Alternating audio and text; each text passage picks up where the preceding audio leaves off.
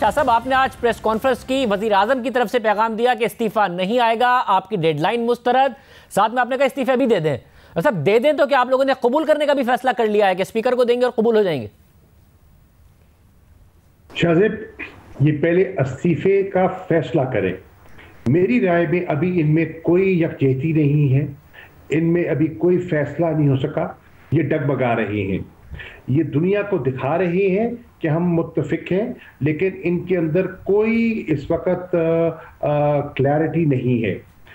Peoples party का जहां तक ताल्लुक है, मेरी इत्तला के मुताबिक ये इस्तीफों से कतरा रही है और जिसने फैसला करना है वो मीटिंग में शामिल नहीं है। देखिए, फैसले करने का इख्तियार किसके पास है? मेरी राय में आज भी पीपल्स पार्टी की जो फैसला करने वाली जो शख्सियत है उसका नाम है आसिफ अली जरदारी। बिलावल एक दिखावा जरूर है लेकिन बाख्तियार नहीं है। बाख्तियार आज भी आसिफ अली जरदारी हैं और उन्होंने भी फैसला नहीं किया। जहां तक नून का ताल्लुक है, उनके अंदर दो धड़े हैं। एक सोच की अक्कासी करते हैं शहबाज शरीफ साहब, जो मेरी राय में इस किस्म के टकराव के हामी नहीं है, और दूसरी राय की तर्जुमान है मरियम बीबी, जो एक उनका सख्त रवैया है, लेकिन वहां भी इत्तफाक राय नहीं है। और उनके दो कहते हैं ना, दो स्ट्रीम्स हैं।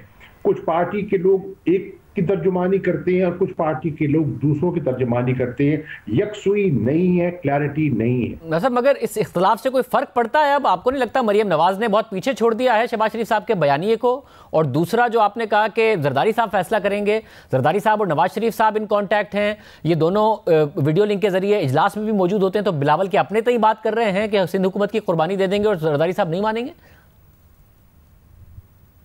शाहजेब, जरदारी साहब बहुत गहरे हैं और उनको समझने में अभी पीडीएम को और नून लीग को वक्त लगेगा। वो अपने पत्ते वक्त पे खेलते हैं और पत्ते जो है उनके बदलते रहते हैं। तो साहब ये बताइए ना, पीपल्स पार्टी ने ताहिरुल कादरी साहब के धरने में उनको एंगेज किया, नून लीग ने आप लोगों को एंगेज किया, मौलाना फजलुर रहमान को आप लोगों ने परवेज इलाही साहब के जरिए एंगेज किया, तो फिर जरदारी साहब को क्यों नहीं आप लोग एंगेज करते, उनसे बात करते, अगर आपको लगता है कि वो अपने कार्ड्स अपने हिसाब से खेलेंगे?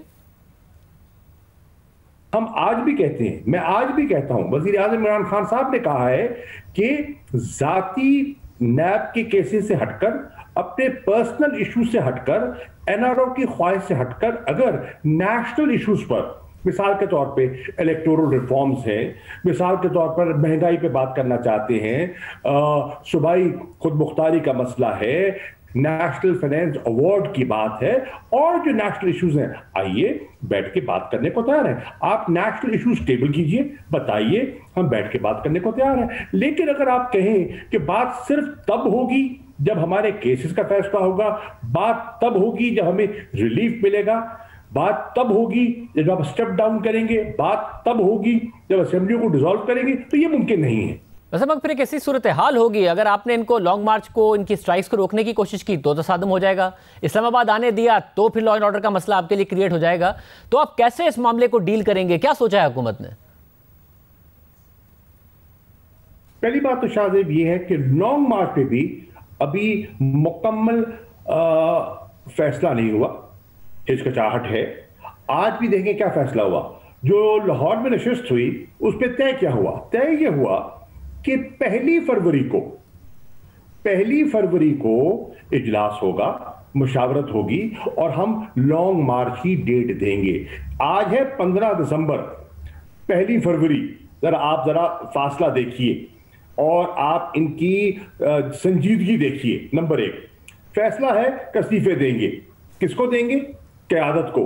भाई अगर आप इस्तीफों में संजीदा हैं तो 31 दिसंबर को ये इस्तीफे आप स्पीकर को भिजवाइए, क़यादत को ना भिजवाइए, स्पीकर को अपने हाथ से लिख के स्पीकर को भिजवाइए, तो उससे संजीदगी जाहिर हो जाएगी अगर आप संजीदा हैं। और अगर आप प्रेशर टेक्टिक के तौर पर वक्त गेन करने के लिए इस्तीफे का एक कहते हैं वो एक डरावा दिखाना चाहते हैं तो ये नहीं चलेगा।